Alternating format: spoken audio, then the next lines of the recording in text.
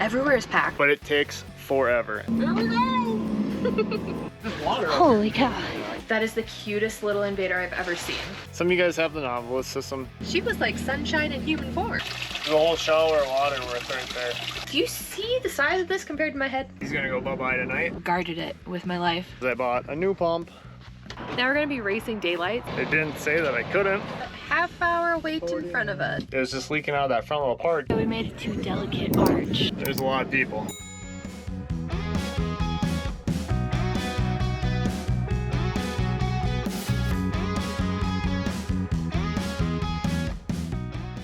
I had to come into town to get some mice traps to trap our little buddy that's been staying with us for a night or two.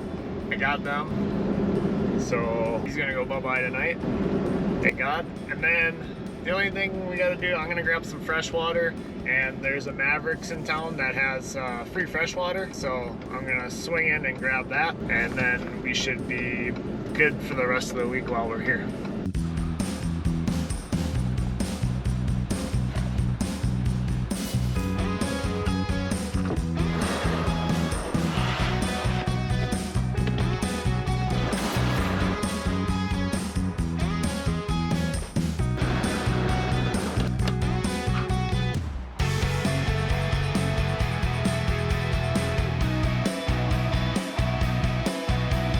It didn't say that I couldn't, so it didn't say nothing about no public dumping.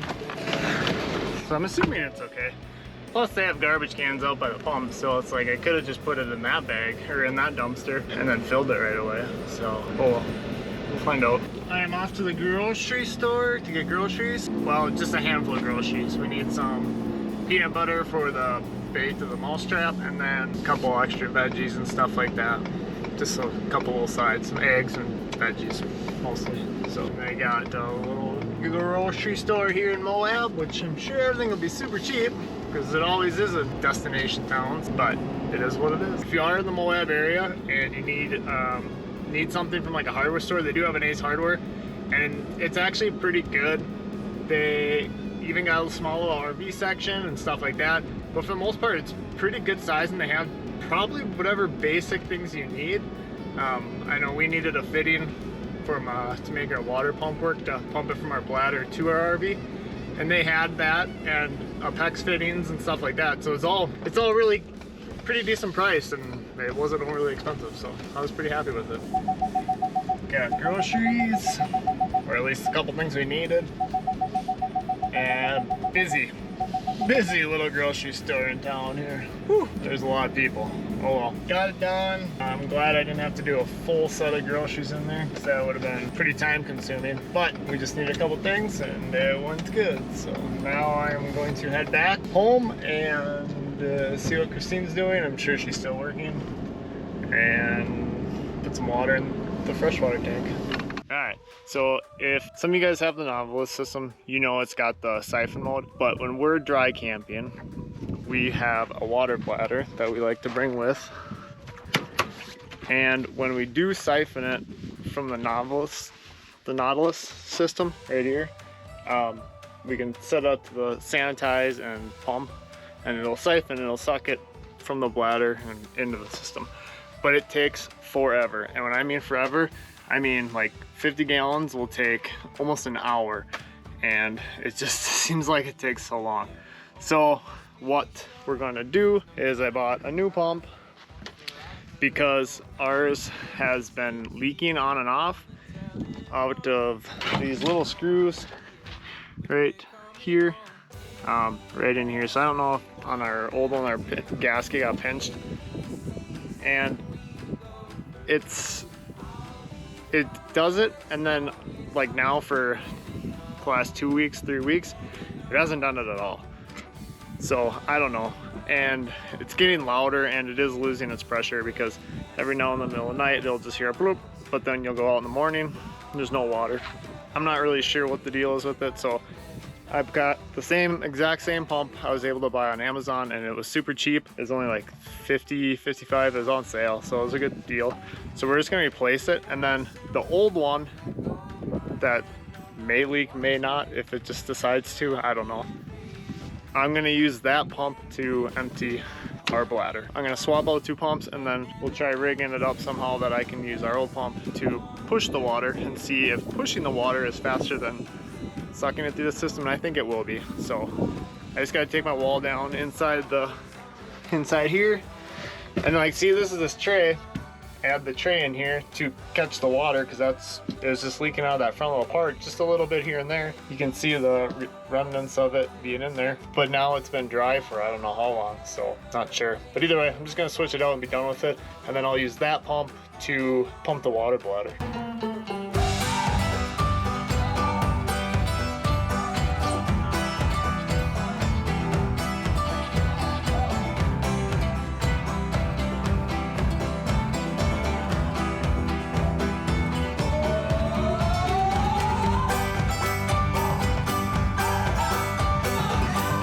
Just was finishing up, and we are going to use these Goovy water detectors. So they're pretty cool because they detect when it's laying on the floor, these 4 little sensors underneath, and then so if it's water runs underneath it, it'll detect it. And then also it has on top, so if water was falling down on top of it, it'll detect it as well. And the cool thing about it is they have an app on your home phone, and you can label like what sensor. So long as that's connected to Wi-Fi, the sensor, then it'll alert you no matter where you are. So it's pretty cool, as long as you got phone service.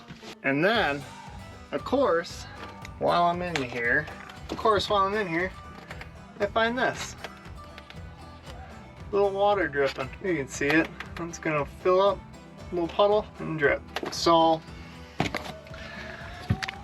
guess I gotta drain the hot water, which isn't ideal when you're boondocking because it's like 12 gallons of waste, but I guess it is what it is. So I'm gonna drain that, I'm gonna put a new fitting on that, and then a new PEX line because I have all that to do it. So why not get it done so it's not making a mess, I guess. Oh, I already talked to him about it, but just need to drain it. I'm gonna try to collect all the water because this mud is so sticky once it's wet that it sticks to everything. So I'm gonna try to collect it, and then we can dump it off over there.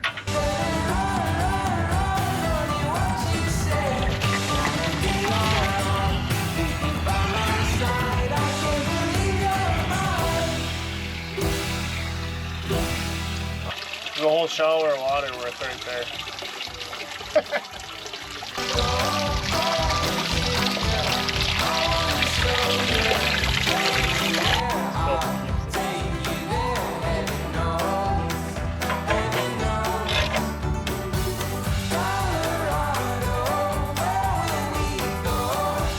That should be much better.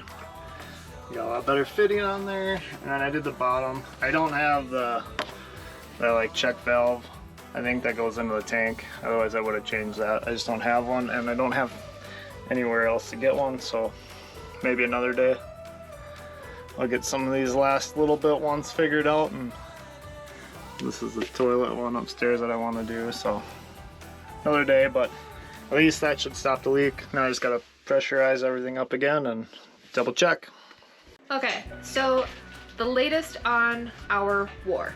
We had a kangaroo mouse that came in and was invading our space to try to steal our dog food, and the first night it was an ambush because I was sitting on the couch and I looked down and I was like, that is the cutest little invader I've ever seen. But like, you shouldn't be in here. And this guy, he's kind of a hefty size. Like, he would fill the palm of my hand. That is a lot bigger than just like your average mouse. And so it's like the size of a chipmunk. Yeah, no, I'd say it's like a fat chipmunk. Yeah. So night number 1, that battle was the ambush, and he won that one because we could not get him. We tried to get him with a broom. We tried. I hit him with the broom. You did hit him with the broom. And then we never seen him again after that. No, because the very next everything was closed that night. We couldn't get any traps or anything. The next morning, Lucas went to the store, and we couldn't just get mouse traps. We had to get like giant. Here, I'll show you. Do you see the size of this compared to my head? Like, because a regular mouse trap, I don't think would catch it. We had to get ginormous traps because, one, he can't live here, and if we're gonna kill it, I don't want it to suffer. I want it to be like an instant thing. So we have ginormous rat traps now. Put those out last night, no dice. He won again. I don't think it was in here though, because like we picked up the dog food. Well, that after we seen him, that starting that night, we picked up the cat, all dog food and water and stuff. And then last night we put traps out with peanut butter on them. Nothing happened. So I'm not even sure he was in here anymore. So that night I hit him with the broom. I might have scared him off. So and then I got some foam. So I'm gonna go and foam a couple of spots that I think he might have. And steel wool. Yeah, and then if I can't get in there with the foam because it's like where the slide track goes through the wall, obviously you can't foam, or through the frame you can't foam that. But I can tuck steel wool, so I'm gonna do that. And we'll still have the traps out for a couple nights. I don't know. Yeah, and something else. So Lucas was underneath because he was switching out the pump today, and we found some other evidence of him being a little jerk face trying to get into the dog food container. So he has little bite marks around that. He started chewing into some of our hoses. He didn't try very hard. Like the garden hose, like he tried the holes, rubber holes, and I was like, no, okay. And then he'd go to then he went to the dog food container that's sealed up tight. It's just plastic, so if he really wanted to, he could have got into it, but he just did a couple bites out of it and that was it. Either way, he is charged with trespassing and now destruction of property. And the emotional distress that he is causing us needs to go. I really don't think he was in last, and hopefully he won't be in tonight, so we'll keep posted what happens if we see him again. We went to war again last night and we came out victorious. Our little kangaroo mouse buddy, Invader, he's gone. Dunzo. No longer here. No longer with us. So now it's time for some hardcore anti-mouse cleaning into all of the nooks and crannies. So we're getting everything cleaned up and we're doing a deep clean, which we usually do anyways every time before we move. We're just doing a little earlier this time around. Gotta make sure those windows are good and clean for our drive open arches today. Wouldn't want to scratch the glass by rolling down the windows. We finally made our way over to Arches National Park. We've been waiting for this for days. The weather has not been cooperating lately and we finally had a decent day, so here we are. Yeah, yesterday it rained and it was super windy, and even the mountains actually have snow on them now, where 2 days ago they were not snow-capped, I guess. Yeah, there was no white up there whatsoever. Yeah, now they even got snow on them, so. Now we've got like a half-hour wait in front of us. Just like all the other national parks, it's timed entry. 7 a.m. to 4 p.m. you need to have a reservation time slot. If you don't have one, you can go in before 7 a.m. or after 4 p.m. and we're not that good of planners, so we're going on after 4. Should be exciting stuff. So I see the speed limit is 15. How fast are we going? Oh yeah. 4 hours later and we're finally next in line. It was like 20, maybe 30. Really wasn't that bad. It wasn't bad. Hello. Thank you. That was the kindest, happiest park worker that we've ever encountered. She was like sunshine in human form. Very happy.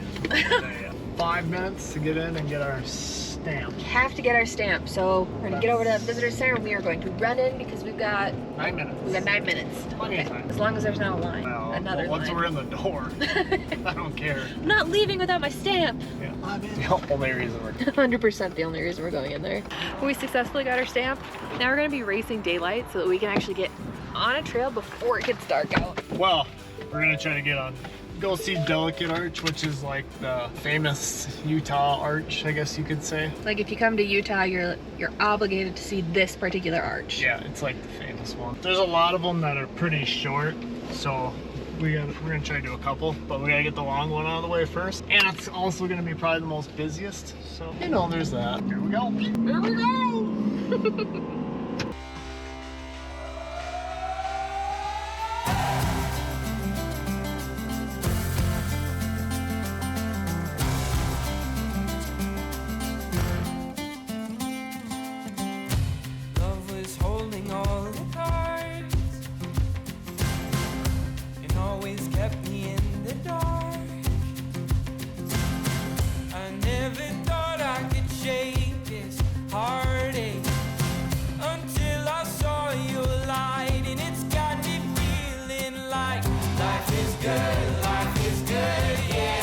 We made it to Delicate Arch, like the trailhead.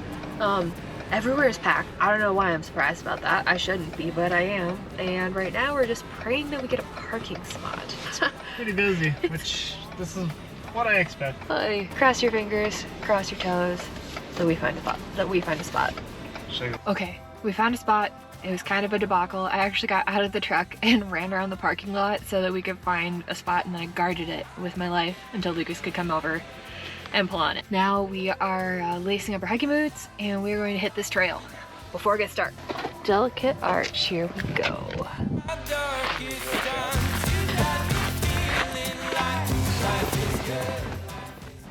It's cool how it's like green over there. I don't know what does that, but it's neat.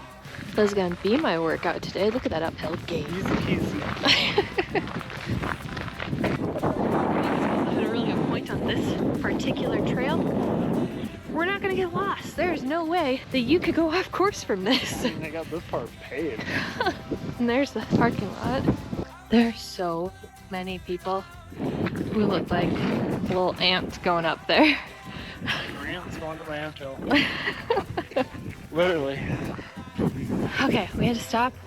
One, because I'm out of breath. Two, because look at this view. This Pretty cool. is incredible. It's like mixed with red and oranges. Yeah. It's actually really pretty. Okay, let's do this.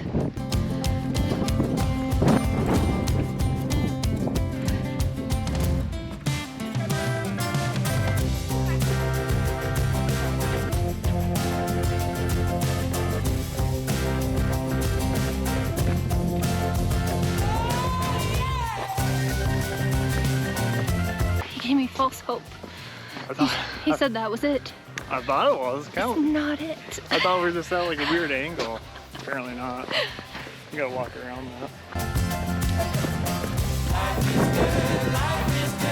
That's not the arch.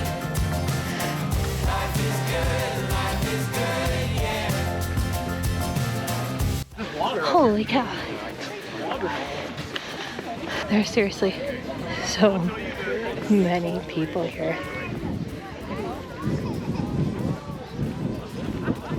All for that. Well, and all of that. So we made it to Delicate Arch, and there are a lot of people here. Lots of people. We didn't intentionally come here for sunset, but Definitely worked out. wow. It's starting to glow. Well, because the sun finally made its appearance. Oh, there's the glow.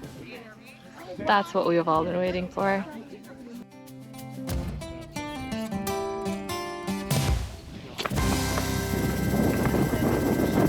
Seriously.